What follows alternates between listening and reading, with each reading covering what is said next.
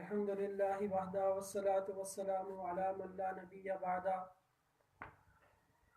व अला आलिहि व अस्हाबिहि अल्लज़ीना औफू अहदा अम्मा बाद फ़अऊज़ु बिल्लाहि मिनश शैतानिर रजीम बिस्मिल्लाहिर रहमानिर रहीम क़ाल अल्लाहु तबारक व तआला इहदिनस सिरातल मुस्तक़ीम वक़ाल नबी सल्लल्लाहु अलैहि वसल्लम फ़ी मानल हदीस मन यइश मिनकुम बअदी फसयरा इख्तिलाफन कसीरा फ़अलैकुम बिसुन्नती व सुन्नतिल खुलफ़ाइर राशिदीन अल महदीयीन सदक़ल्लाहुल अज़ीम व सदक़ रसूलुहुन नबियुल करीम नहनु अला ज़ालिका लमिनश शाहिदीन वश्शाकिरीन वल्हम्दुलिल्लाहि रब्बिल आलमीन। रब्बि श्रह ली सदरी व यस्सिर ली अमरी वहलुल उक़दतम मिन लिसानी यफ़क़हू क़ौली रब्बि ज़िदनी इल्मन वरज़ुक़नी फ़हमा। अल्लाहुम्मा सल्लि अला मुहम्मदिन व अला आलि मुहम्मद कमा सल्लैता अला इब्राहीम व अला आलि इब्राहीम इन्नका हमीदुम मजीद। अल्लाहुम्मा बारिक अला मुहम्मदिन व अला आलि मुहम्मद कमा बारकता अला इब्राहीम व अला आलि इब्राहीम इन्नका हमीदुम मजीद। इंतहाई वाजिबुल एहतराम ग्रामी कदर सामीन, जैसा कि आप हजरात को बताया गया था मैसेज के ज़रिए कि हमारी आज की इल्मी नशिस्त का मौजू और उन्वान जो है वो 3 चीज़ें हैं। नंबर 1 मसला आमीन, और नंबर 2 सफ़ बंदी का मसला, नमाज के दौरान सफ़ बनाने का मसला, और नंबर 3 दुआ का मसला कि नमाज के बाद दुआ के बारे में हुक्म शरई क्या है। तो ये 3 मसाइल हैं जिस पर आज इंशाअल्लाह अज़ीज़ हम जो है वो इख्तिसार के साथ बात करेंगे, क्योंकि 3 मसले हैं। वैसे तो ये तीनों मसले ऐसे हैं कि एक एक मसले पर कई कई नशिस्तें भी हो सकती हैं, लेकिन इसके मुतालिक जो ज़रूरी और अहम बातें हैं वो मैं इंशाअल्लाह अज़ीज़ अर्ज़ करूँगा। तो सबसे पहले मसला जो है वो आमीन का, क्योंकि पिछली दफ़ा जो हमारी नशिस्त थी वो थी सूरतुल फातिहा के मुतालिक, नमाज में क़िराअत से मुतालिक थी। तो उसी की मुनासबत से कि जब इंसान जो है सूरह फातिहा की क़िराअत को मुकम्मल करता है तो उसके बाद आमीन कहना ये सुन्नत है। अब आमीन कहना सुन्नत है, इसके बारे में कि आमीन ऊंची आवाज़ से कहनी चाहिए या आमीन आहिस्ता आवाज़ से कहनी चाहिए। तो याद रखें, इसमें हमारा जो मौक़िफ़ है वो बड़ा बिल्कुल वाज़ेह है। हमारा मौक़िफ़ ये है कि आमीन आहिस्ता आवाज़ से कहना सुन्नत है। आमीन आहिस्ता आवाज़ से कहना सुन्नत है। और आमीन जो है वो तमाम नमाजों में, नमाज चाहे फ़र्ज़ हो या वाजिब हो या सुन्नत हो या मुस्तहब हो, नफल हो, तमाम नमाजों की तमाम रकातों में सूरह फातिहा के बाद आमीन आहिस्ता से कहना यह सुन्नत है। वो चाहे आप जमात के साथ पढ़ रहे हो नमाज या बग़ैर जमात के इनफरादी पढ़ रहे हो, हर हालत में इमाम हो या मुक्तदी हो, नमाज मुनफरिद हो या इज्तिमाई जमात की सूरत में हो, आमीन आहिस्ता आवाज़ से कहना यह सुन्नत है। कितना वाज़ेह मौक़िफ़ है। जबकि दूसरी तरफ जो है वो ये मौक़िफ़ इख्तियार किया गया कि आमीन बुलंद आवाज़ से कहनी चाहिए। मैं पूछा भाई तमाम नमाजों में हर रकत में आमीन बुलंद आवाज़ से कहनी चाहिए? कहते नहीं, फ़र्ज़ नमाजों में, सिर्फ फ़र्ज़ नमाजों में आमीन ऊंची आवाज़ से कहेंगे। बाकी जो नवाफिल है, सुनन है, मुस्तहबात है, उन सब में आमीन आहिस्ता आवाज़ से कहेंगे। भाई अच्छा भाई फर्ज नमाज, तमाम फर्ज नमाज की हर रकत में, कहते नहीं, फर्ज नमाज की हर रकत में भी नहीं, बल्कि फर्ज नमाज में जब आदमी अकेला नमाज पढ़े तब भी ऐसे ही कहनी है। फर्ज नमाज में जब जमात के साथ पढ़े और फजर की नमाज हो, मगरिब की हो, इशा की हो, इन नमाजों में पहली 2 रकतों में सिर्फ ऊंची आवाज से आमीन कहनी है, बाकी हर जगह आहिस्ता आवाज से आमीन कहनी है। ये उनका दावा है। इस दावे पर कोई भी दलील मौजूद नहीं है कि जिसमें ये तकसीम हो कि फ़राइज़ में बाजमात पहली 2 रकतों में तो ऊंची आवाज से आमीन कहे मुक्तदी, और बाकी तमाम नमाजों में आहिस्ता आवाज से आमीन कहे। ये कोई तकसीम अहादीस में नहीं मिलती। अब हम जो कहते हैं कि भी आमीन आहिस्ता आवाज से कहना है, इसकी वजह क्या है उसको समझना है। पहले ये समझें कि आमीन है क्या। ये जो लफ्ज हम आमीन अदा करते हैं, आमीन, ये क्या चीज है। इसके बारे में 2 तरह की बातें हैं। एक बात तो ये है कि आमीन जो है ये दुआ है। आमीन क्या है? दुआ है, दुआया कलिमा है। और इसका दुआया कलिमा होना ये लुगत से भी साबित है। अल-मुंजद देख ले, मिसबाह देख ले। आमीन का मतलब ये है कि ऐसा ही हो, ए अल्लाह ऐसा ही हो। यानी जब कोई हम दुआ मांगते हैं या कोई दुआ मांगता है कि या अल्लाह हमें दुनिया और आखिरत में कामयाबी अता फरमा, हम कहते हैं आमीन कि या अल्लाह ऐसा ही हो। तो आमीन को अगर लुगत के माना के एतबार से देखा जाए तो इसका माना भी दुआया कलिमा बनता है कि ये भी हम अल्लाह ताला से दुआ मांग रहे होते हैं कि या अल्लाह जो हम दुआ मांग रहे हैं इसको कबूल कर ले। तो जब लुगत के एतबार से माना आ जाए तो फिर और किसी दलील की जरूरत नहीं पड़ती। लुगत भी खुद एक दलील होती है, लुगत भी खुद एक दलील है। लेकिन कुरान और अहादीस से भी आमीन का दुआ होना ये साबित होता है। आमीन का दुआ होना साबित होता है। वो कैसे?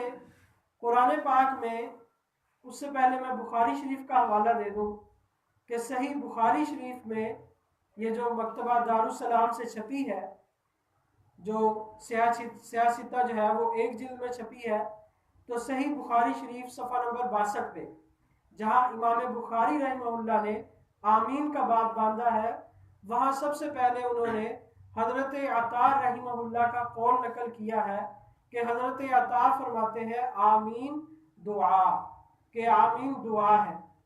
आमीन क्या है? दुआ है। और कुरान पाक में अल्लाह तबारक व तआला इरशाद फरमा रहे हैं सूरह यूनुस में, कद उजीबत दावतुकुमा, कि तुम दोनों की दुआ कबूल कर ली गई। ये वाक़या चल रहा था हज़रत मूसा अलैहिस्सलाम का और हारून अलैहिस्सलाम का, कि जो उन्होंने फिरऔन के खिलाफ जो है वो दुआ की थी। तो अल्लाह तबारक व तआला ने इरशाद फरमाया कद उजीबत दावतुकुमा, कि तुम दोनों की दुआ कबूल कर ली गई। ये तफसीर इब्ने कसीर में, ये इसकी जिल्द 2 है और सफ़ा नंबर इसका 427। इसमें लिखा है काला अबुल आलिया व अबू सालेह व इकरमा व मोहम्मद इब्नुल काब अल कुर्जी व रबी बिन अनस दुआ मूसा व अम्मन हारून। वो फरमाते हैं कि इसका मतलब ये है कि मूसा अलैहिस्सलाम दुआ मांग रहे थे और हारून अलैहिस्सलाम आमीन कह रहे थे। तो अल्लाह तबारक व तआला ने फरमाया कि तुम दोनों की दुआ को कबूल कर लिया गया। तो इससे मालूम हुआ कि आमीन क्या है? दुआ है। हारून अलैहिस्सलाम क्या कह रहे थे? आमीन। तो अल्लाह ताला ने फरमाया कि मैंने मूसा अलैहिस्सलाम की भी दुआ को कबूल किया और हारून अलैहिस्सलाम की दुआ को भी कबूल कर लिया। तो मालूम हुआ कि आमीन क्या है? दुआ है। आमीन क्या है? दुआ है। अब कुरान पाक में दुआ के बारे में क्या अल्लाह तबारक व तआला ने इरशाद फरमाया, ये मैं आपको, ये जिल्द 2 सफ़ा 225।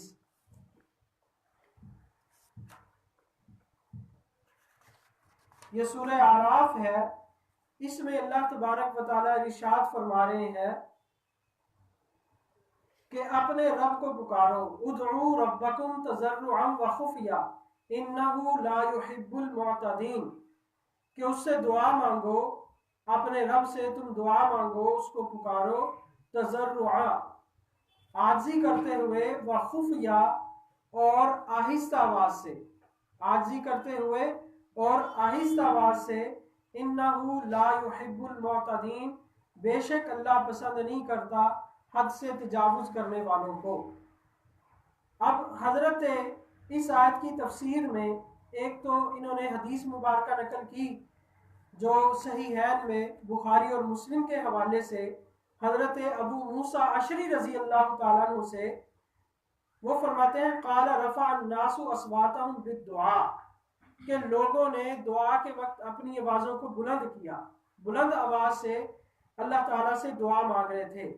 तो नबी पाक सल्लल्लाहु ताला अलैहि वसल्लम ने इरशाद फरमाया कि तुम अपनी जानों पर रहम करो, फ़इन्नकुम ला तदऊना असम वला गाइबन, कि तुम उस ज़ात को नहीं पुकार रहे कि जो माज़अल्लाह बहरी है, और ना तुम उस ज़ात को पुकार रहे हो कि जो मौजूद नहीं है, बल्कि तुम उस ज़ात को पुकार रहे हो जो सुनने वाली है और मौजूद है, जो सुनने वाली है और मौजूद है। इन्नल्लज़ीना तदऊना समीउन करीब, कि जिसको तुम पुकार रहे हो वो सुनने वाली है और क्या है, करीब है। यानी तुम आहिस्ता आवाज से अल्लाह ताला से दुआ मांगो। तुम किस तरह दुआ मांगो? आहिस्ता आवाज से। इस आयत मुबारका की तफसीर में ये बुखारी और मुस्लिम की हदीस आ गई। तो कुरान पाक की आयत से और नबी पाक सल्लल्लाहु ताला अलैहि वसल्लम की इस तफसीर से मालूम हुआ कि जब दुआ मांगनी है तो किस तरह मांगनी है? आहिस्ता आवाज से। जब दुआ मांगनी है तो किस तरह मांगनी है? आहिस्ता आवाज से। तो आमीन क्या है? दुआ है। आमीन क्या है? दुआ है। तो आमीन किस तरह मांग? आहिस्ता आवाज से। तो ये कुरान पाक से जो है ये साबित हो गया। फिर उसके बाद जो है इन्होंने हजरत अब्दुल्ला बिन अब्बास रजी अल्लाह ताला अन्हु से नकल फरमाया। इस आयत की तफसीर में फरमाते हैं काला अस्सिर, कि जो खुफिया का माना है कि जो अल्लाह ताला से दुआ मांगनी है वो आहिस्ता आवाज से मांगनी है। तो आमीन क्या है? दुआ है। और जब दुआ मांगनी है तो कैसे मांगनी है? आहिस्ता आवाज से। ये दोनों चीजें किससे साबित हुई? कुरान पाक से। कहां से साबित हुई? कुरान पाक से ये बात जो है वो वाज़ेह तौर पर साबित होगी। बल्कि इन्होंने कहा है, इब्ने जुरैज रहमतुल्लाह अलैह का इन्होंने आगे कौल नकल किया, वो फरमाते हैं युकरहु रफ़उ सौती व निदा वस्या फी दुआ, दुआ के अंदर आवाज को ऊंचा करना ये मकरूह है। आवाज को ऊंचा करना मकरूह है। ये तफसीर इब्ने कसीर में इस आयत के तहत सूरह आराफ की आयत नंबर 55 के तहत जो है ये इन्होंने यहाँ नकल फरमाया। फिर उसके बाद तफसीर इब्ने कसीर में कुरान पाक में जिल्द अव्वल सफ़ा नंबर 230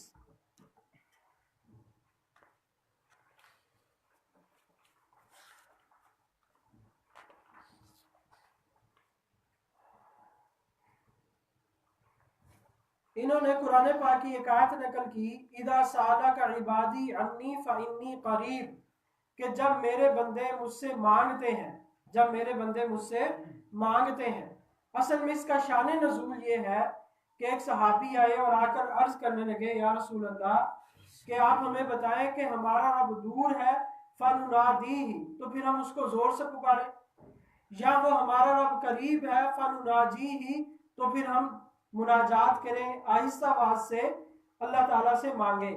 तो इस पर अभी नबी पाक सल्लल्लाहु ताला अलैहि वसल्लम ने कोई जवाब नहीं अता फरमाया कि ये आयत मुबारक नाजिल हुई।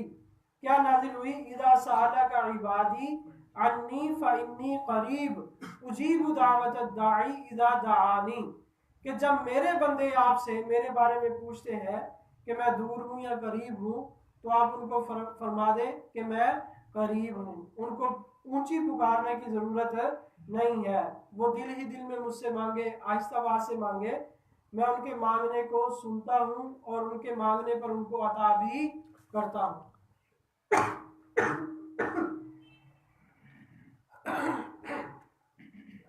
फिर इस पर इन्होंने आगे वो दूसरी हदीस भी नकल की जो भी मैंने पहले पढ़ी थी कि सहाबा किराम ने जब बुलंद आवाज से मांगा तो अल्लाह तबारक व तआला नबी पाक सल्लल्लाहु अलैहि वसल्लम ने इरशाद फरमाया कि तुम जो है वो किसी बहरे को नहीं पुकार रहे, किसी गायब को नहीं पुकार रहे। इस हदीस से भी जो है वो इन्होंने इस्तेदलाल किया है। तो आमीन दुआ, और दुआ किस तरह मांगनी अल्लाह से? आहिस्ता आवाज से। और दूसरा ये है कि आमीन जो है ये अल्लाह तबारक व तआला के नामों में से एक नाम है। आमीन क्या है? इस्म मिन अस्माइल्लाह, अल्लाह ताला के नामों में से ये एक नाम है, जैसा कि अहादीस में मौजूद है। अब अगर इसको अल्लाह के नामों में से एक नाम माना जाए तो आमीन जिक्र हुआ। आमीन क्या हुआ? जिक्र हुआ। जब अल्लाह को पुकारना है, अल्लाह को याद करना है, तो इसे कहते हैं जिक्र। फस्कुरूनी अज़कुरकुम, तुम मुझे याद करो मैं तुम्हें याद करूंगा। तो आमीन दूसरा इसमें इस्तेमाल क्या है कि आमीन क्या है? जिक्र है। और जिक्र किस तरह करना है? तो जिक्र भी आहिस्ता आवाज से, जिक्र भी आहिस्ता आवाज से। ये भी इसमें सफ़ा 225 में इन्होंने नकल फरमाया और इससे उन्होंने इस्तेदलाल किया है। वैसे हजरत ज़करिया अलैहिस्सलाम के बारे में अल्लाह ताला ने फरमाया इज़ नादा रब्बहु निदाअन खफिया, जब उन्होंने अपने रब को पुकारा आहिस्ता आवाज से, जब उन्होंने अपने रब को पुकारा आहिस्ता आवाज से। तो ये तफसीर इब्ने कसीर में इन्होंने दोनों तरह की रवायतें जो है इधर नकल कर दी कि अगर जो है आमीन दुआ है तो दुआ भी आहिस्ता आवाज से, और अगर आमीन जो है वो जिक्र है तो वो भी आहिस्ता आवाज से। वज़कुर रब्बका फी नफ्सिका, कि अपने रब को याद करें अपने दिल में। और आगे क्या फरमाया? दूनल जहरी मिनल कौल, के बुलंद आवाज ना हो। इसलिए हदीस पाक में सही इब्ने खुज़ैमा में हदीस है, आप सल्लल्लाहु अलैहि वसल्लम ने इरशाद फरमाया कि जो बेहतरीन जिक्र है खैरु जिक्र अल खफीयु, वो आहिस्ता आवाज से है। बेहतरीन जिक्र कौन सा है? आहिस्ता आवाज से है। तो आमीन दुआ हो तब दुआ आहिस्ता आवाज से मांगना, और आमीन अगर जिक्र में इसको शामिल करेंगे तब इसको आहिस्ता आवाज से करना है। इमाम राजी रहमतुल्लाह अलैह फरमाते हैं तफसीर में, उन्होंने वो फरमाया कि ये जो तर्ज इस्तिदलाल है इमाम अबू हनीफा रहमतुल्लाह अलैह का, कि आमीन को जिक्र कहें या आमीन को दुआ कहें, और जिक्र भी आहिस्ता आवाज से हो, ये भी कुरान से साबित है, और दुआ भी आहिस्ता आवाज से हो, ये भी कुरान से साबित है। तो इस दलील के आगे इमाम राजी रहमतुल्लाह अलैह ने भी अपने घुटने टेक दिए हैं। कहते हैं कि मेरे पास इसका कोई जवाब नहीं है। और याद रखें कि दुआ हो या जिक्र हो, उसमें असल क्या है कि आहिस्ता आवाज से हो। असल उसमें क्या है? आहिस्ता आवाज से हो। तो जब आमीन दुआ भी है जिक्र भी है, तो ये आहिस्ता आवाज से क्यों ना हो? तो ये भी आहिस्ता आवाज से होगी। इसलिए हनफिया का ये मसला जो है बड़ी मजबूत दलील के साथ जो है वो साबित है। कुरान को अगर हम देखें, और भी आयात है जिससे मालूम होता है कि दुआ जो है और जिक्र जो है वो आहिस्ता आवाज से कर रहा है, और अहादीस भी जो है इस तरफ इशारा करती हैं कि जिक्र दुआ जो है वो आहिस्ता आवाज से हो। लेकिन यहाँ एक मैं ज़ाब्ता भी अर्ज करता चला जाऊं कि जब ज़रूरत इस बात की हो कि जब लोगों को सुनाना भी मकसूद हो, जब लोगों को सुनाना भी मकसूद हो, तो उस वक़्त जाहर की गुंजाइश है, उस वक़्त जाहर किया जाता है। मिसाल के तौर पर अजान है, अजान भी जिक्र है, लेकिन अजान जो है वो मकसूद क्या है? लोगों को भी सुनाना मकसूद है, तो इसलिए उसमें जाहर कर दिया जाता है, बुलंद आवाज से कही जाती है। कोई ये ना कि भी देखें जी अजान भी तो जिक्र है, तकबीरात तो भी जिक्र है, वो बुलंद आवाज से की जाती हैं, तो जिक्र आहिस्ता आवाज से होना चाहिए। तो अजान भी आहिस्ता आवाज से हो या तकबीरात भी आहिस्ता आवाज से हो। तो उसका जवाब ये है कि जब सिर्फ अल्लाह को सुनाना मकसूद हो और मामला अल्लाह और बंदे के दरमियान में हो, तो फिर उसमें आहिस्ता आवाज है। और जब मामला बंदों के दरमियान भी हो तो फिर उसमें ऊंची आवाज से जो है वो जिक्र किया जाता है या दुआ मांग ली जाती है। ये भी अहादीस से साबित है।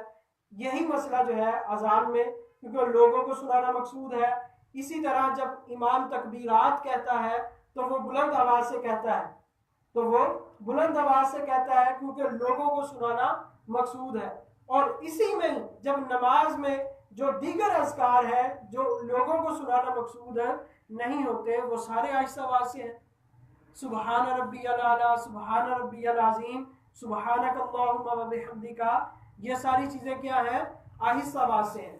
तो नमाज में जितने अज़कार हैं, जितनी दुआएं हैं, वो सब किस तरह होती हैं भाई? जब हम अत्तहियात के बाद दुआएं मांगते हैं तो ऊंची आवाज से मांगते हैं कि आहिस्ता आवाज से? आहिस्ता आवाज से, क्योंकि बंदे और अल्लाह का मामला है ना, तो वो आहिस्ता आवाज से की जाती हैं। तो आमीन भी उन्हीं अज़कार की तरह जो है वो एक जिक्र है। यही बात अल्लामा इब्ने कसीर रहमहुल्लाह ने तफसीर इब्ने कसीर में फरमाई है कि हनफिया का इस्तदलाल इस बात से भी है कि जिस तरह बाकी अज़कार आहिस्ता आवाज से किए जाते हैं, इसी तरह जो है क्योंकि आमीन भी जिक्र है, इसको भी आहिस्ता आवाज से किया जाएगा। तो दलील के एतबार से अगर समझना हो तो इतनी बात ही काफी थी और इसमें कोई वहाम भी नहीं है और बड़ी मजबूत दलील से ये चीज साबित हो गई। अब दूसरे नंबर पर अगर हम अहादीस पर थोड़ा सा हम जाते हैं कि अहादीस में भी आया इसका कोई जिक्र मिलता है, तो ये सुनन दारे कुतनी है मेरे पास, इसकी जिल्द अव्वल सफा नंबर 334। इसमें हदीस मुबारका मौजूद है हजरत वाइल इब्ने हुजर रजी अल्लाह तआला अन्हु से। वो फरमाते हैं सल्लैतु मआ रसूलिल्लाहि सल्लल्लाहु अलैहि वसल्लम, कि मैंने नबी पाक सल्लल्लाहु तआला अलैहि वसल्लम के साथ नमाज पढ़ी। आगे आता है हदीस पाक में काला गैरिल मग़ज़ूबी अलैहिम वलद्दाल्लीन काला आमीन व अख़फ़ा बिहा सौतहू, कि फिर आप सल्लल्लाहु तआला अलैहि वसल्लम ने आमीन जब कहने लगे तो अख़फ़ा बिहा सौतहू, आप सल्लल्लाहु तआला अलैहि वसल्लम ने जो है अपनी आवाज को पस्त कर लिया, अपनी आवाज को पस्त कर लिया। तो जैसा कि कुरान में इस चीज की तरफ इशारा कि जिक्र हो, दुआ हो, वो आहिस्ता आवाज से, तो इसी पर अमल करते हुए नबी पाक सल्लल्लाहु तआला अलैहि वसल्लम ने जब आमीन कहने का वक्त आया तो अपनी आवाज को क्या किया? पस्त कर लिया। अख़फ़ा बिहा सौतहू, आप सल्लल्लाहु तआला अलैहि वसल्लम ने अपनी आवाज को पस्त फरमा लिया। फिर उसके बाद जो है एक और मैं हदीस मुबारका पढ़ता हूँ। ये जो है ये अबू दाऊद में भी है, मुस्नद अहमद में भी है और दीगर अहादीस की किताबों में ये हदीस मौजूद है, लेकिन ये मैंने सुने दारे कुतनी से ये रवायत आपको सुनाई।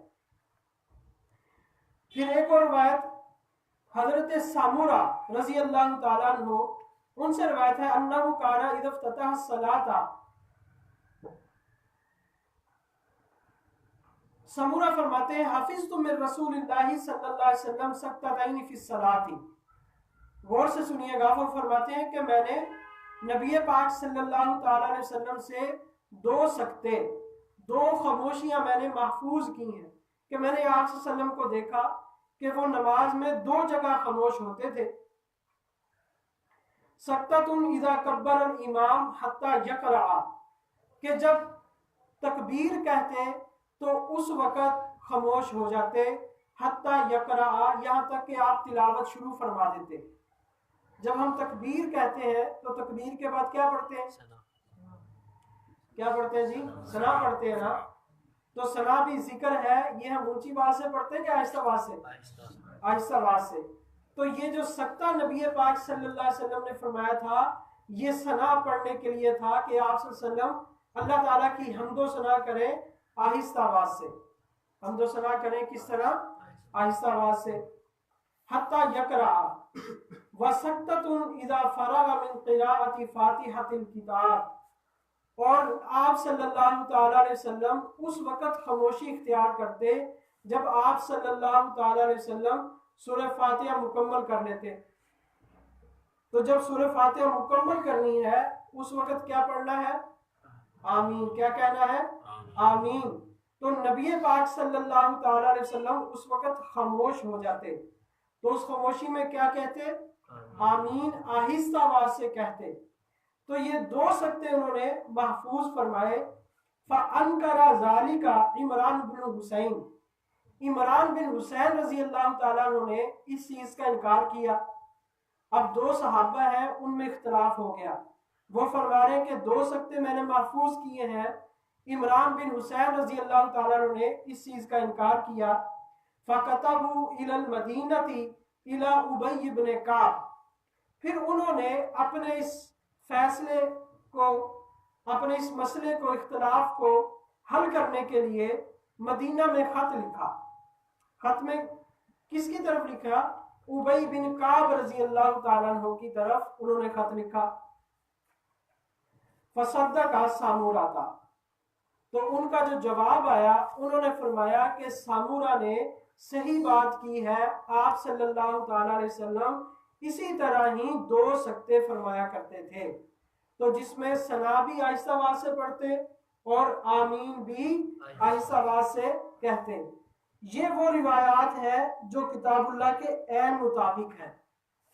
और आप ये बात ज़हन नशीन फरमाए कि दलील में सबसे अव्वल नंबर जो है वो किताबुल्लाह का है, कि किताबुल्लाह से जो है वो इस्तिदलाल किया जाए। फिर उसके बाद वो का जो किताबुल्लाह के मुवाफिक होती हैं, वो अहादीस मुबारका जो किताबुल्लाह के मुवाफिक होती हैं। तो ये किताबुल्लाह से भी अल्हम्दुलिल्लाह हमने इस्तिदलाल किया, वो मैंने अर्ज कर दिया। फिर उसके बाद हदीस मुबारका से भी जो किताबुल्लाह की तायीद कर रही हैं। फिर उसके बाद एक और मैं आपको हदीस सुनाता हूँ कि हजरत सामूरा रजी अल्लाह ताला अन्हु, जिन्होंने ये मरफू हदीस अल्लाह के नबी सल्लल्लाहु अलैहि वसल्लम का अमल नकल किया, ये खुद इनका अपना अमल क्या था, ये भी दो सकते करते थे, ये भी दो सकते करते थे।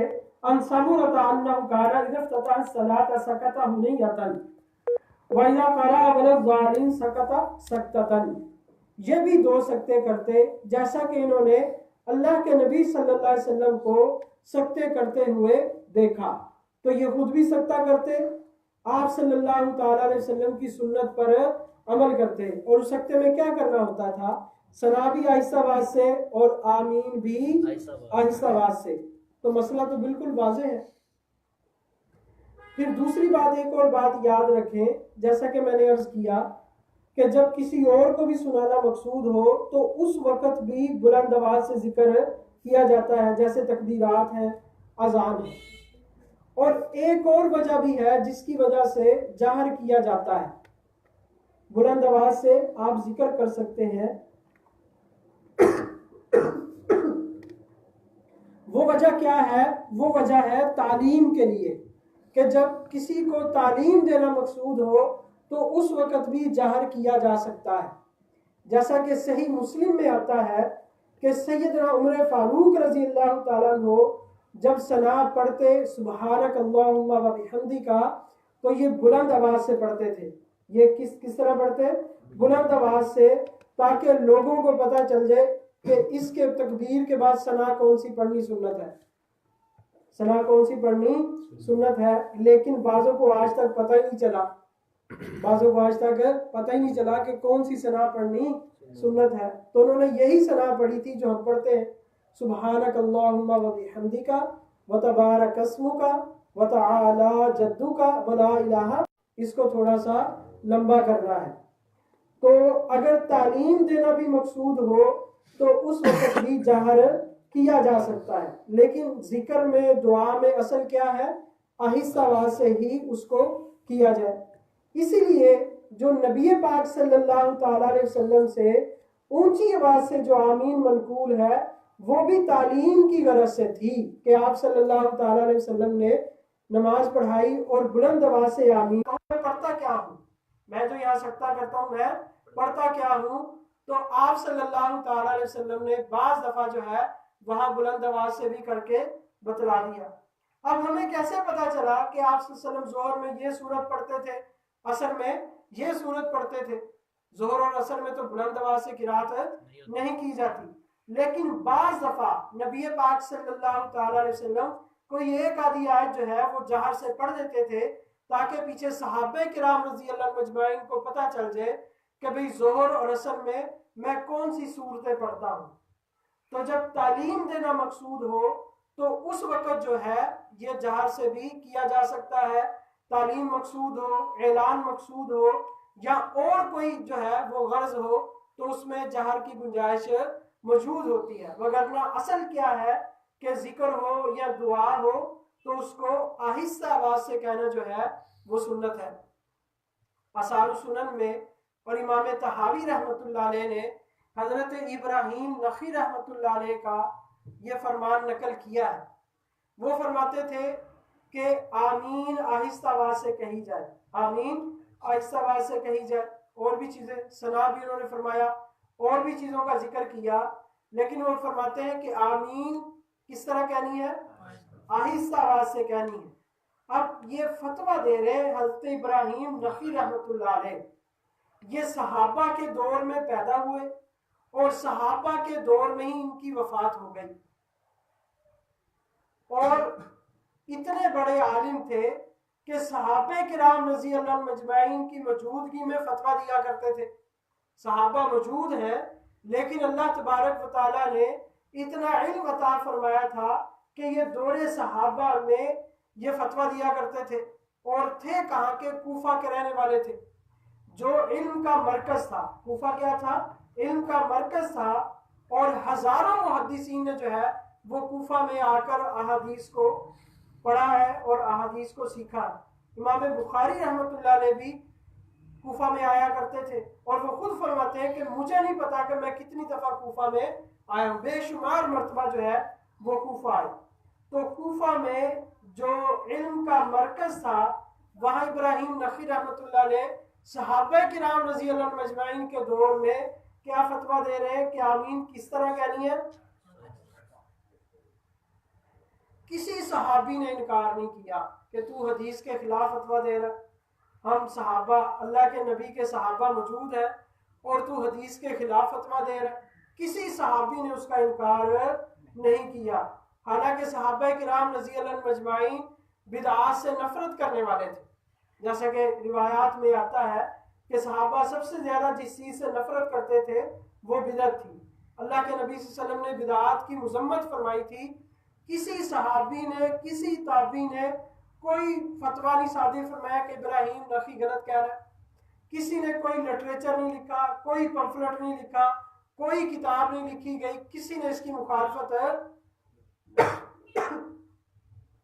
अंग्रेज दौर के बाद इसके बारे में किताबें लिखी गई कि जो है वो ऊंची आहिस्ता आवाज से आमीन कहना जो है ये नाजायज और हराम है, और आमीन से जो है यहूदी चिढ़ते हैं, इसलिए ये लोग आमीन नहीं कहते। मुख्तलिफ बातें की जाती हैं।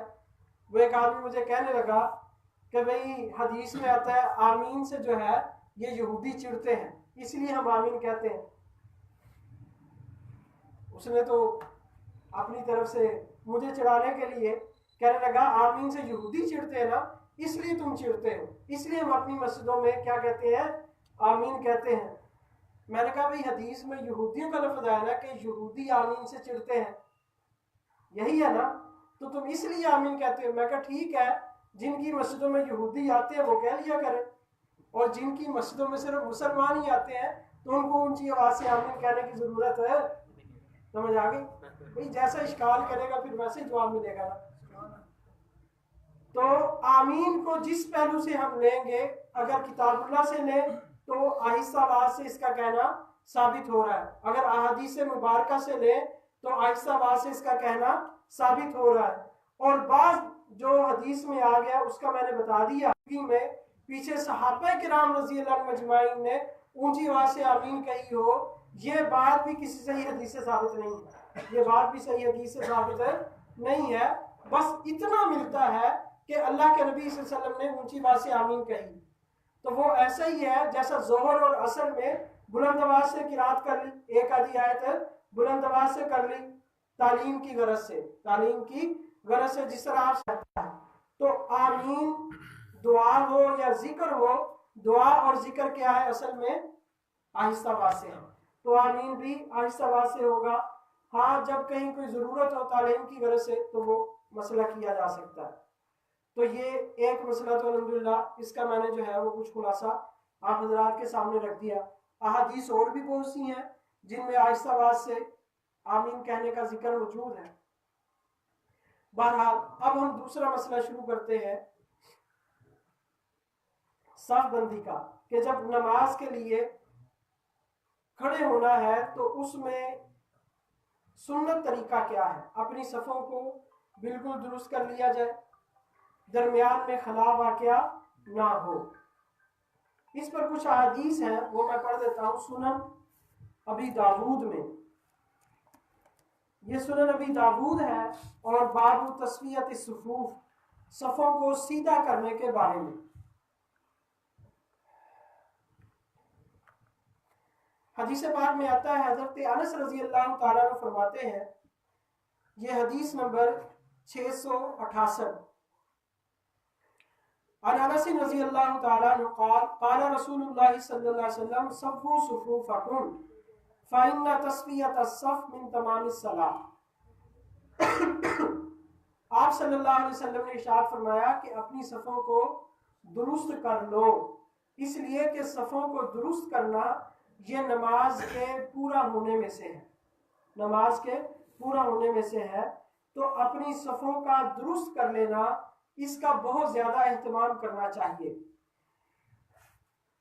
इसी तरह अहादीस में हज़रत अनस इब्न मालिक रज़ी अल्लाह तआला अन्हु से एक दूसरी रिवायत, रुस्सू सुफूफकुम वक़ारिबू बैनहा वहाज़ू बिल आनाक फवल्लज़ी नफ्सी बियदी इन्नी लअरा शैतान यदखुलु मिन खलल सफ़ कअन्नहल हज़फ।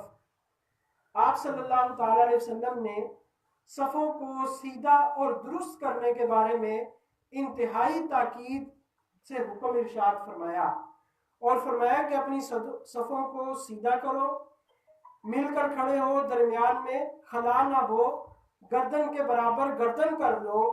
बस कसम है उस ज़ात की जिसके कब्जे में मेरी जान है, मैं यकीनन शैतान को देखता हूँ कि वो सफ़ के दरमियान में से घुस जाता है, गोया कि वो भेड़ का बच्चा है। जिस तरह भेड़ का बच्चा थोड़ी सी जगह में भी घुस जाता है, चला जाता है, इस तरह फरमाया कि अगर तुम्हारी सफ़ों में खला बाकी होगा तो शैतान जो है सफ़ों में शामिल हो जाएगा और शैतान फिर वसवसे डालेगा। एक रवायत ये है। फिर उसके बाद जो है हज़रत जाबिर बिन समुरा रज़ी अल्लाह तआला अन्हु से रवायत है कि आप सल्लल्लाहु तआला अलैहि वसल्लम ने इरशाद फरमाया, अला तसफ़ून कमा तसफ़ुल मलाइका इंद रब्बिहिम, कि तुम ऐसे सफ़े क्यों नहीं बनाते जैसा कि फरिश्ते अपने रब के यहाँ सफ़े बनाते हैं। कुल्ना व कैफ़ तसफ़ुल मलाइकतु इंद रब्बिहिम, हमने अर्ज़ किया या रसूल अल्लाह सल्लल्लाहु अलैहि वसल्लम, फरिश्ते अपने रब के यहाँ किस तरह सफ़े बांधते हैं। आप सल्लल्लाहु तआला अलैहि वसल्लम ने इरशाद फरमाया, युतिम्मून अस्सुफ़ूफ़ल मुक़द्दमा व यतरासून फ़िस्सफ़, कि वो पहली सफ़ों को मुकम्मल करते हैं, पहली सफ़ों को मुकम्मल करते हैं और सफ़ में बराबर खड़े होते हैं। इस तरह यानी खड़े होते हैं कि दरमियान में खला वाक़या नहीं होता। फिर एक और हदीस, मैं फिर इसका तशरीह में आप अर्ज करता हूँ बाद में। हज़रत नुअमान बिन बशीर रज़ी अल्लाह तआला अन्हु से रवायत है, यक़ूल अक़बल रसूलुल्लाह सल्लल्लाहु अलैहि वसल्लम अला नास बिवजही फ़क़ाल अक़ीमू सुफ़ूफ़कुम सलासन। आप सल्लल्लाहु तआला अलैहि वसल्लम हमारी तरफ मुतवज्जे हुए और आप सल्लल्लाहु अलैहि वसल्लम ने इरशाद फरमाया, अपनी सफ़ों को सीधा करो। और ये बात आप सल्लल्लाहु अलैहि वसल्लम ने 3 मरतबा इरशाद फरमाई और फरमाया, वल्लाह लतुक़ीमुन्ना सुफ़ूफ़कुम, कि यकीनन ज़रूर बिज़रूर तुम अपनी सफ़ों को दुरुस्त करो। और लयुख़ालिफ़न्नल्लाह बैन क़ुलूबिकुम, अगर तुम ऐसा नहीं करोगे तो अल्लाह तुम्हारे दिलों में मुखालफत डाल देगा। वो आगे फरमाते हैं, राइतुर रजुला युल्ज़िकु मनकिबहु बिमनकिबि साहिबी व रुकबतहु बिरुकबति साहिबिही व काबहु बिकाबिही। जब आप सल्लल्लाहु अलैहि वसल्लम ने ये बात इरशाद फरमाई, सहाबा ने सुना तो फरमाते हैं कि फौरन सहाबा किराम रज़ी अल्लाह अन्हुम अजमईन ने इस पर अमल किया।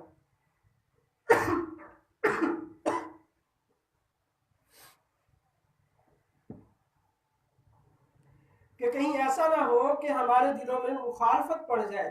वो फरमाते हैं कि फिर मैंने देखा कि हर आदमी अपने साथ वाले के कंधे के साथ कंधा मिलाता है, घुटने के साथ घुटना मिलाता है और टखने के साथ टखना मिलाता है। हज़रत बरा इब्न आज़िम रज़ी अल्लाह तआला अन्हु से ये एक ही बात में तमाम हदीस है, वो मैं पढ़ के सुना रहा हूँ आपको। काना रसूलुल्लाह सल्लल्लाहु अलैहि वसल्लम यतखल्ललु सफ़ मिन नाहियतिन इला नाहियतिन, कि आप सल्लल्लाहु अलैहि वसल्लम सफ़ में एक जानिब से लेकर दूसरी जानिब सब नमाजियों का मुआयना फरमाते थे। क्या करते? यमसहु सुदूरना, आप सल्लल्लाहु अलैहि वसल्लम हमारे सीनों पर हाथ लगाते। किसी का सीना आगे बड़ा होता, आप सल्लल्लाहु अलैहि वसल्लम उसको पीछे कर देते सफ़ों को सीधा करने के लिए। वह मना की बना, और हमारे कंधों को छू कर देखते भी कंधे के बराबर कंधा है। वह यकूल ला तख्तालिफू फतख्तालिफू कुलूबकुम, कि तुम मुखालफत ना करो वरना तुम्हारे दिल जो है वो मुखालफत करेंगे।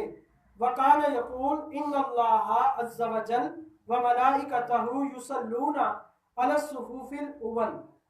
फिर आप सल्लल्लाहु अलैहि वसल्लम ने इरशाद फरमाया, अल्लाह और उसके फरिश्ते पहली सफ वालों पर जो है वो रहमत भेजते हैं। अल्लाह रहमत भेजते हैं, मलाइका पहली सफ वालों के लिए दुआ करते हैं। तो यानी सफ़ों को दुरुस्त करने का एहतमाम जो है वो ताकीद के साथ मुख्तलिफ अहादीस में वारिद हुआ, और इस पर वईद भी सुनाई गई और फरमाया गया कि जो सफ़ों को दुरुस्त करेगा, जो सफ़ों को मिलाएगा, अल्लाह उनको मिलाएगा। मन वसला सफ़न वसलहुल्लाह व मन कता सफ़न कताहुल्लाह, जो सफ़ों को मिलाएगा अल्लाह उनको मिलाएगा, जो इनको कता करेगा अल्लाह उनको कता कर देगा। तो सफ़ों की दुरुस्तगी ये तिमाम सलात में से है, सफ़ों को दुरुस्त करना। अब सफ़ों को दुरुस्त करने के मामले में बाज़ हज़रात जो है वो खामखा हदीस के मानी को नहीं समझते और हदीस के जाहिर को लेकर जो है वो मुखालफत करते हैं। भाई तुम्हारी नमाजें दुरुस्त नहीं है, नमाज में सफ़ बंदी जो है वो ज़रूरी है, तुम जो है सफ़ों को सीधा नहीं करते। भाई सफ़ों को किस तरह सीधा नहीं करते? भाई कंधे के साथ कंधा मिलाओ, टखने के साथ टखना मिलाओ और घुटने के साथ घुटना मिलाओ।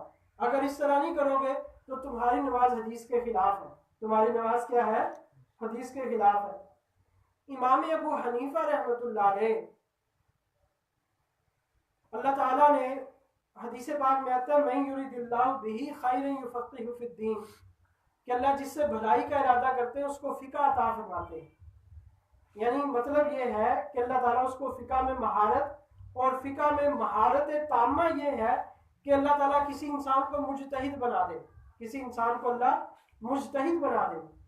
और मुजतहिद के साथ अल्लाह ने खैर का इरादा किया है, अल्लाह ने खैर का इरादा किया। वो खैर क्या है कि मुजतहिद अगर सही इज्तिहाद करे तो उसको 2 नेकियां मिलती हैं।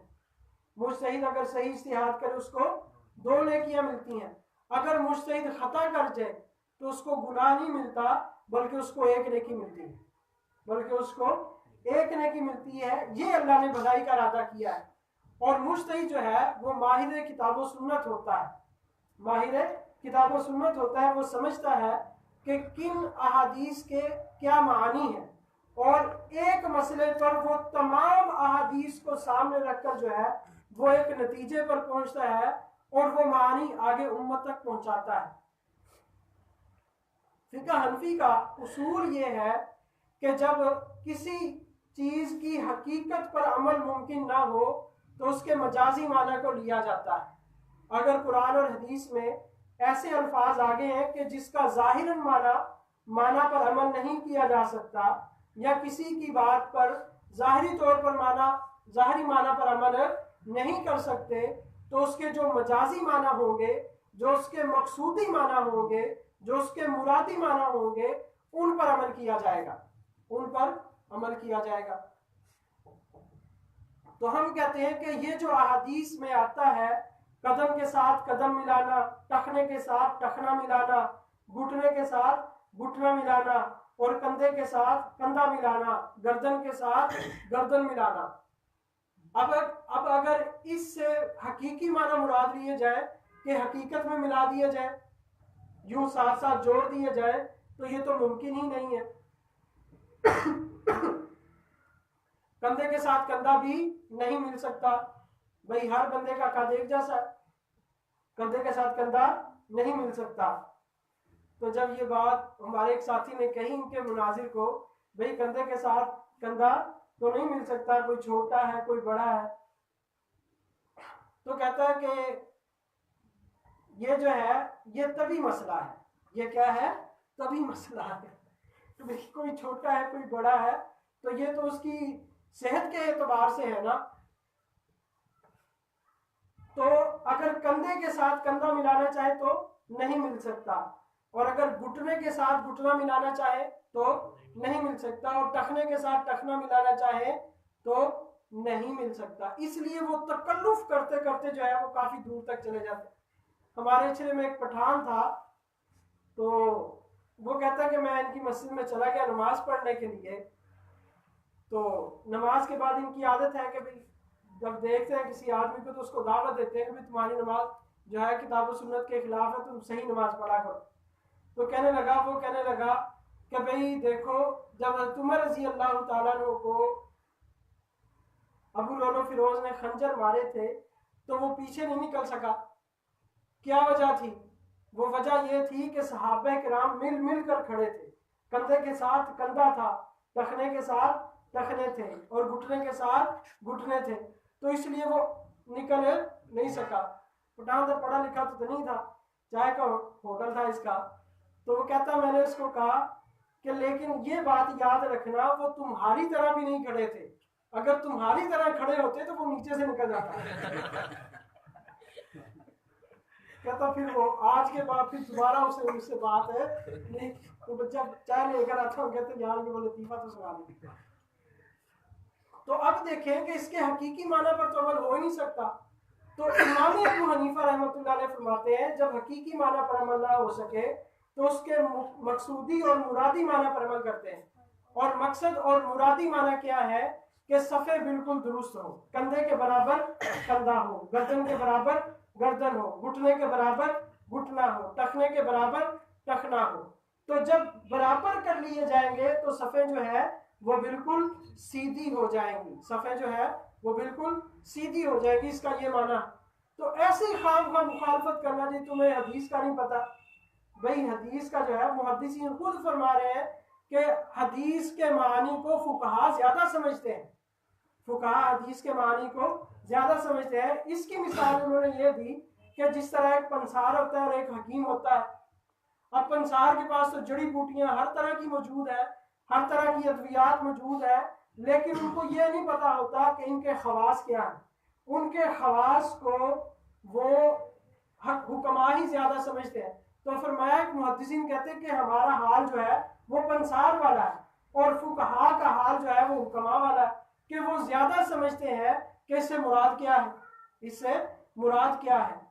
तो इन तमाम अहादीस से जो है ये वही बात निकलती है जो अल्हम्दुलिल्लाह फिका हनफी का मसला। अहादीस और भी है लेकिन सब बंदी के एतबार से जो है वो इसी बात पर हम इत्तिफाक करते हैं। फिर उसके बाद तीसरा मसला जो है वो दुआ का है, फिर उसके बाद दुआ कर लेंगे इंशाअल्लाह। अब दुआ के बारे में देखें, याद रखें कि जब हम नमाज पढ़ लेते हैं तो नमाज पढ़ने के बाद दुआ की जाती है। इमाम साहब दुआ करते हैं, पीछे जो है मुक्तदी भी साथ दुआ कर लेते हैं। इसमें दो तीन चीजें ये आपने समझनी है। एक बात तो ये समझनी है कि फर्ज नमाज के बाद जो है दुआ करना ये कोई वाजिब और फर्ज नहीं है, फर्ज और वाजिब नहीं है। ये जो इज्तिमाई दुआ की सूरत बन जाती है इसको ज्यादा से ज्यादा मुस्तहब कहा गया है कि ये क्या है, मुस्तहब है। कि मुक्तदी जो है वो इमाम की दुआ के पाबंद नहीं है कि वो इमाम की दुआ के साथ ही दुआ मांगेंगे, वो अपनी दुआ मांग ही नहीं सकते, या जब तक इमाम दुआ ना मांगे वो दुआ मांगने से पहले उठ ही नहीं सकता। अगर कोई उठना चाहे या मुख्तसर दुआ मांग के जाना चाहे तो जा सकता है, ठीक है। और अगर कोई इमाम दुआ मांग रहा है, अपनी दुआ भी मांगना चाहे तो वो भी मांग सकता है, और अगर चाहे तो इमाम के साथ आमीन कहना चाहे तो कह सकता है। इसमें कोई भी पहलू लाजमी और जरूरी नहीं है, इसमें कोई भी पहलू लाजमी और जरूरी नहीं है। लेकिन दूसरी बात ये समझे कि यह भी उसूल है कि जब किसी मुस्तहब काम को लोग बिदअत कहना शुरू कर दें, नाजायज और हराम कहना शुरू कर दें, तो फिर उस काम का एहतमाम करना भी चाहिए, उस काम का एहतमाम भी करना चाहिए, ताकि उन लोगों के गलत नजरिए की जो है वो तरदीद हो जाए, उन लोगों के गलत नजरिए की तरदीद हो जाए। तो उस चीज का एहतमाम करना चाहिए, इल्तिजाम नहीं, एहतमाम होना चाहिए। उसको हम फिर भी जरूरी नहीं समझेंगे, उसका एहतमाम करना चाहिए, ताकि पता चले कि जो चीज शरीयत से जो चीज साबित है उसको हम नाजायज और हराम नहीं कह सकते, उसको नाजायज और हराम नहीं कह सकते। अब पहली बात तो यह है कि दुआ जब भी मांगी जाए, अल्लाह ताला से दुआ जब भी मांगी जाए, जिस हाल में मांगी जाए तो वो मांग सकते हैं, उसमें कोई पाबंदी नहीं है। लेकिन जब हम किसी चीज को खास कर लेते हैं, किसी चीज को खास कर लेते हैं या जरूरी समझ लेते हैं, फिर उसके लिए हमें दलील की जरूरत पड़ती है, उसके लिए हमें दलील की जरूरत पड़ती है कि नहीं भाई, दुआ तो जब भी आप मांगे उसको आप जरूरी ना समझे, जब भी आप दुआ मांगे कोई हर्ज नहीं है। लेकिन जब आप किसी चीज को लाजिम और जरूरी समझ लेते हैं, ठीक है ना, फिर उसके लिए दलील की जरूरत पड़ेगी कि आप इसको जरूरी क्यों समझ रहे। भाई इसाले सवाब है, इसाले सवाब किया जा सकता है, दिन को करें रात को करें और किसी शक्ल में करें, सदका कर दें, नमाज पढ़ ले, कुरान की तिलावत करके या खाना पका के तकसीम कर दें, आप किसी भी तरह कर सकते हैं। लेकिन जब हम मखसूस करेंगे कि इस दिन को ही करना है और ये सूरतें ही पढ़नी है और इस तरह की ही नमाज पढ़नी है, फिर हम पूछेंगे इसकी क्या दलील है, क्योंकि शरीयत ने तो कोई चीज खास नहीं की। समझ आई। इसी तरह दुआ भी आप जब मर्जी पढ़े मांगे, अल्लाह ताला से कोई हर्ज नहीं है। जब एक चीज खास कर लेते हैं फिर उसके लिए हमें दलील की जरूरत पड़ती है। जिस तरह बाद लोगों ने कहा कि जनाजे के बाद जरूर दुआ मांगनी, तो जब हम कहते हैं कि जब आप इसको खास कर रहे हैं और जरूर समझ रहे हैं तो इसकी कोई दलील भी हो तो उसकी कोई दलील मौजूद नहीं है। तो इसी तरह आप फर्ज नमाज के बाद दुआ के मसले को समझने के लिए आपको कुछ चीजें समझनी पड़ेंगी। एक बात तो ये कि नबी पाक सल्लल्लाहु अलैहि वसल्लम ने अहादीस में दुआ की फजीलत बयान फरमाई है, और ये अहादीस भी हमें मिलती हैं कि फ़र्ज नमाज के बाद दुआ कबूल होती है, फ़र्ज नमाज के बाद दुआ कबूल होती है, एक बात। और दूसरी बात हमें यह भी मालूम होती है अहादीस का मुताला करने से कि दुआ जो है वो हाथ उठाकर मांगनी चाहिए, दुआ जो है वो हाथ उठाकर मांगनी चाहिए, खास तौर पर नमाज के बाद हाथ उठाकर दुआ मांगना, यह भी हदीस मुबारका से साबित है। एक तो दुआ की जो कबूलियत के औकात हैं वो क्या है, फर्ज नमाज के बाद दुआ ज्यादा कबूल होती है, ठीक है। और दूसरी बात ये समझे कि आप सल्लल्लाहु अलैहि वसल्लम जब नमाज पढ़ लेते तो मुक्तदियों की तरफ अपना चेहरा अनवर कर लेते। ये बात भी अहादीस से साबित है कि आप सल्लल्लाहु अलैहि वसल्लम कभी दाई जानिब से मुड़कर मुक्तदियों की तरफ मुंह करते और कभी बाई जानिब से मुड़कर मुक्तदियों की तरफ जो है वो रुख अनवर कर लेते थे। एक बात ये जहन में आ गई, नमाज के बाद दुआ कबूल होती है, आप सल्लल्लाहु अलैहि वसल्लम ने फरमाया। और नबी पाक सल्लल्लाहु अलैहि वसल्लम नमाज फर्ज नमाज के बाद मुक्तदियों की तरफ चेहरा अनवर कर लेते थे, ठीक है। और हदीस में यह भी आता है कि आप सल्लल्लाहु अलैहि वसल्लम नमाज के बाद हाथ उठाकर दुआ मांगी, ये हदीस में भी नबी अनवर सल्लल्लाहु अलैहि वसल्लम से साबित है। और चौथी बात यह है कि जब आप सल्लल्लाहु अलैहि वसल्लम कोई काम करते तो सहाबा पूछते नहीं थे या रसूलल्लाह क्यों किया, बस नबी पाक सल्लल्लाहु अलैहि वसल्लम को काम करते देखते, आप सल्लल्लाहु अलैहि वसल्लम को जब काम करते देखते सहाबा खुद भी वैसा काम कर लिया करते थे। एक हदीस में आता है कि आप सल्लम जूता पहनकर नमाज पढ़ा रहे थे कि दुराने नमाज आप सल्लम ने जूता उतार दिया। सहाबे किराम रज़ी अल्लाह मजमाइन ने भी अपने अपने जूते उतार दिए नमाज के दौरान। जब आप सल्लम नमाज से फारिग हुए तो पूछा कि भाई मुझे तो जिब्राइल ने बताया था कि या रसूलल्लाह आपकी जूती में नापाकी लगी, आप जूता उतार दें। तो मैंने तो इसलिए जूता उतारा, तो आपने क्यों उतारा? तो उन्होंने अर्ज किया रसूलल्लाह क्योंकि आपने जूता उतार दिया तो हमने भी उतार दिया। एक रिवायत में आता है कि आप ने दुआ के लिए हाथ उठाए तो सहाबे किराम रज़ी अल्लाह मजमाइन ने भी दुआ के लिए हाथों को उठा लिया। तो अल्लाह के नबी सल्लल्लाहु अलैहि वसल्लम जो काम करते थे सहाबा पूछते नहीं थे कि क्यों किया, क्या हमने भी करना कि नहीं करना। जब अल्लाह के नबी सल्लल्लाहु अलैहि वसल्लम को काम करते देखा तो समझ जाते थे कि ये काम हमारे करने का है, हम भी कर लेते हैं। हर काम सहाबा नहीं किया करते थे। अल्लाह के नबी सल्लल्लाहु अलैहि वसल्लम ने 9 निकाह बैक वक्त किए हैं, किसी सहाबी ने किए नहीं, हालांकि उनकी मौजूदगी में थे। सहाबा समझते थे कि ये आप सल्लम के लिए खास है, हमारे लिए नहीं है। इतनी बात सहाबा किराम जो है वो समझते थे, अल्लाह के नबी सल्लम के सोबत याफ्ता थे। तो जो काम उम्मत के करने के थे वो सहाबे किराम रज़ी अल्लाह मजमाइन देखकर कर लिया करते थे। अब आप मुझे ये बताएं कि दुआ मांगने की फजीलत, नमाज के बाद दुआ मांगने की फिर फजीलत, फिर उसके बाद अल्लाह के नबी सल्लम का अपना अमल नमाज के बाद दुआ मांगने का, हाथ उठाकर, क्या ये बात मुमकिन है कि अल्लाह के नबी सल्लम नमाज पढ़ाकर यूं सहाबा किराम रज़ी अल्लाह मजमाइन की तरफ रुख अनवर किया हो और हाथ उठाकर दुआ मांग रहे हो तो सहाबा यूं पीछे हाथ बांध लेंगे कि नहीं ये बिदअत है? क्यों जी? ये सहाबा भी मानते होंगे, लाजमी बात है।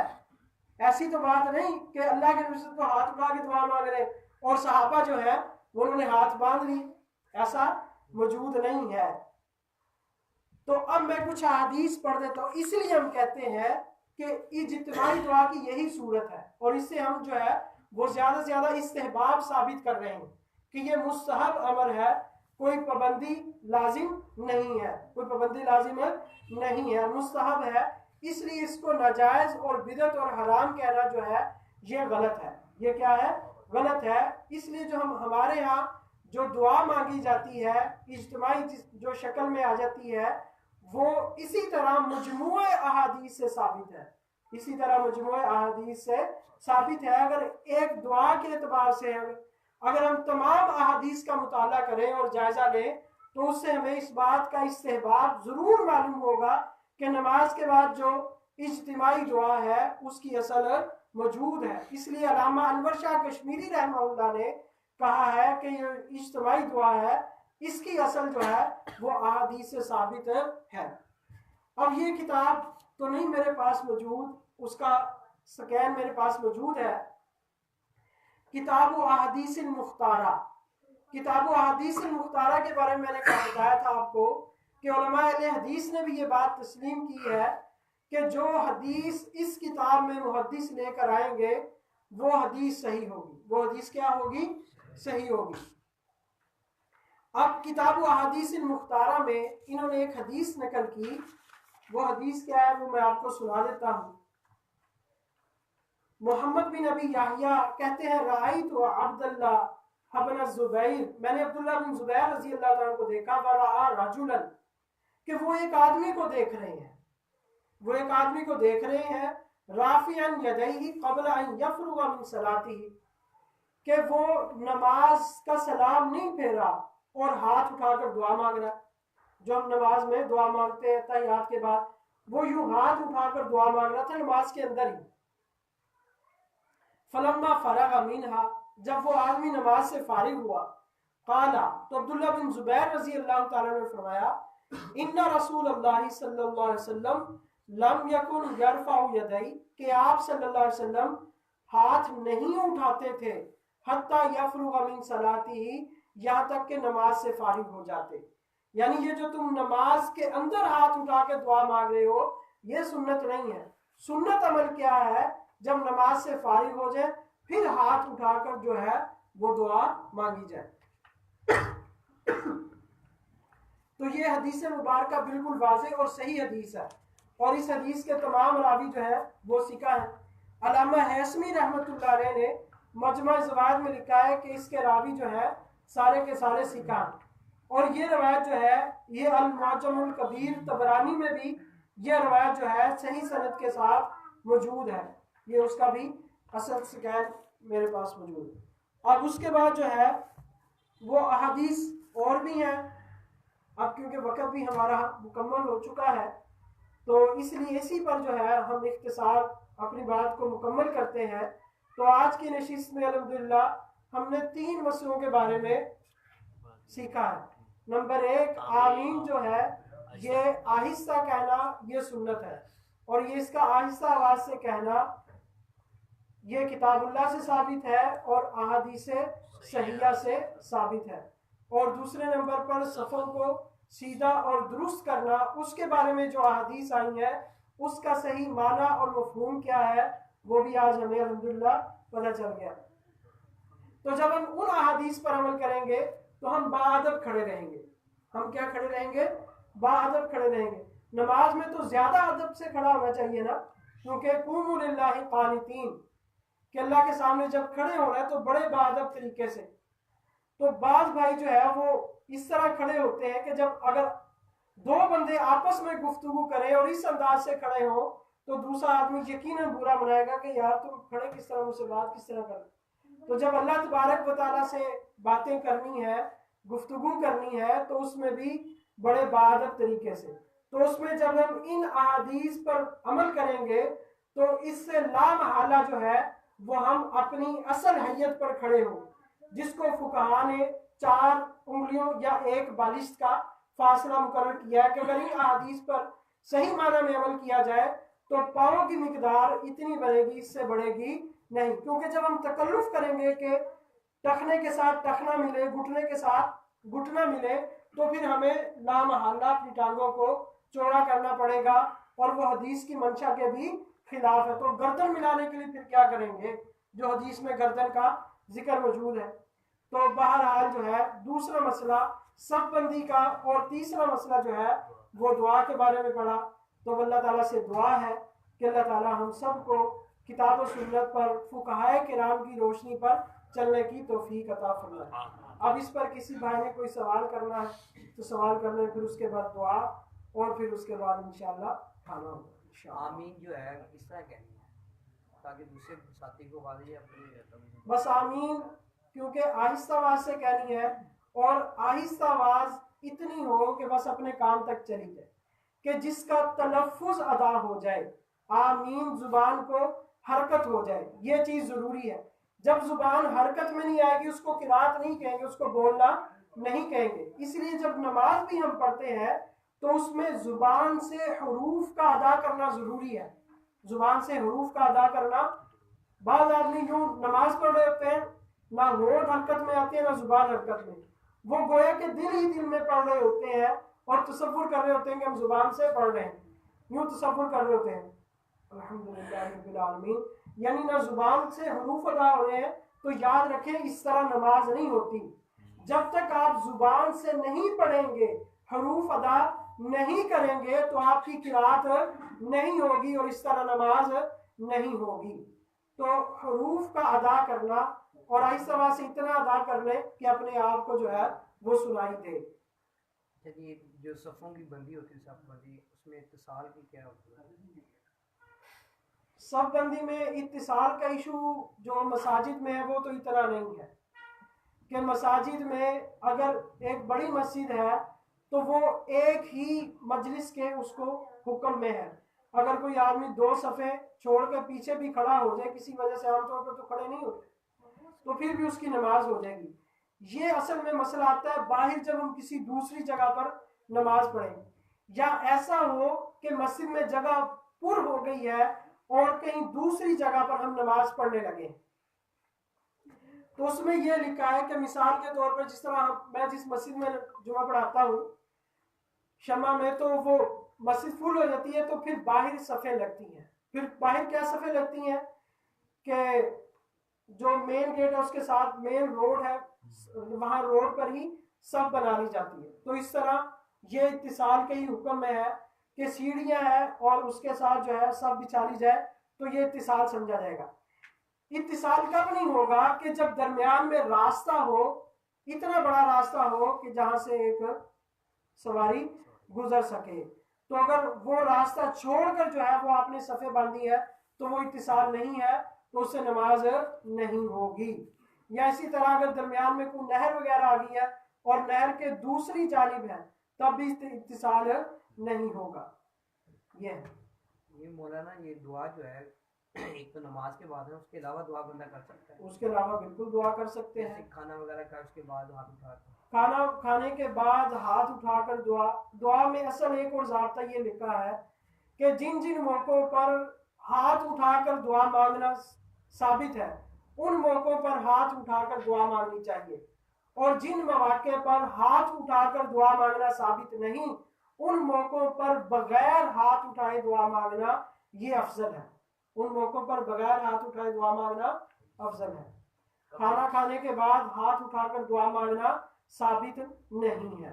अजान के बाद जो दुआ मांगी जाती है, अजान के बाद भी जो हाथ उठाकर दुआ मांगी जाती है वो भी साबित नहीं है, इसलिए बगैर हाथ उठाए दुआ मांगनी चाहिए। आमीन जो है वो सूरह फातिहा के साथ ही नाजिल हुई है या अलग है? ये आमीन तो अलग है, ये फातिहा का हिस्सा नहीं है। कुरान का जुज़ है या नहीं? नहीं, कुरान का जुज़ नहीं है। कब्र के सामने हाथ कब्र जब कब्रिस्तान में जाए तो वहाँ हाथ उठाकर दुआ मांगना ये नबी पाक सल्लल्लाहु अलैहि वसल्लम से साबित है। वहाँ जाकर हाथ उठाकर दुआ मांग सकते हैं। अच्छा, आपने बयान किया आपने इस्लाम जूता पहनकर नमाज पढ़े, तो आपने इस्लाम जूता पहन के भी नमाज पढ़ते थे, क्या हम पढ़ सकते हैं? जी, वो मैं अर्ज करता हूँ, एक क्या हदीस है क्या सुन्नत, इस पर मैंने पहले भी बात की थी। आप सल्लल्लाहु अलैहि वसल्लम ने फरमाया अलैकुम बिसुन्नती, कि मेरी सुन्नत पर चलो। सुन्नत अमल यही है कि बगैर जूते के जो है वो नमाज पढ़ी, और अगर कोई जूता पाक हो और माहौल भी ऐसा हो तो आप वहाँ पढ़ सकते हैं। जैसे नमाज जनाजा रोड पर होती है, हाँ, फिर जूता पाक होना चाहिए तो उसमें आप पढ़ सकते हैं। या जिस तरह मुजाहिदीन है या जमात वाले बाहर जगह पर जाते हैं और जूता वहाँ उतारने की गुंजाइश नहीं होती तो वहाँ जूतों में ही नमाज पढ़ सकते हैं। अब अगर यहाँ आप जूतों में नमाज पढ़ेंगे तो वही जूते जो है आपके लिए मुश्किल का बारिश बन जाएंगे।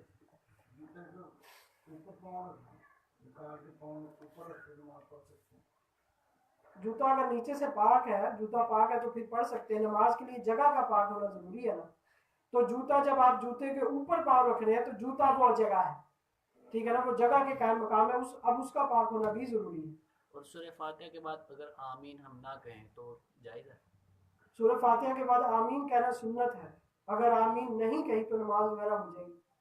नमाज जनाजे कई जगहों पर ऐसी होती है ना कि वो पार्क में या सड़कों पर होती है, वो तो जगह सड़कों वाली तो नमाज भी होती है। सड़क जमीन खुशक है तो वो पाक है, जमीन खुशक है तो वो जगह पाक है, जूता उतार के वहां पढ़ लें। अगर आपको यकीन है कि जूता पाक है तो उसमें पढ़ सकते हैं। इनकी वादा के लिए दुआ करते हैं, अल्लाह ताला उनको सेहत आफियत अता फरमाए। मजमे में जरा आप जी इंशाअल्लाह। बराए मेहरबानी जरा दुआ में। अल्हम्दुलिल्लाह रब्बिल आलमीन व आक़िबतुल मुत्तक़ीन वस्सलातु वस्सलामु अला अशरफिल अंबिया'i वल मुरसलीन। अल्लाहुम्मा सल्लि अला सय्यिदिना व मौलाना मुहम्मदिन व आलिहि व सहबिहि व सल्लिम कमा तुहिब्बु व तर्दा अदद मा तुहिब्बु व तर्दा।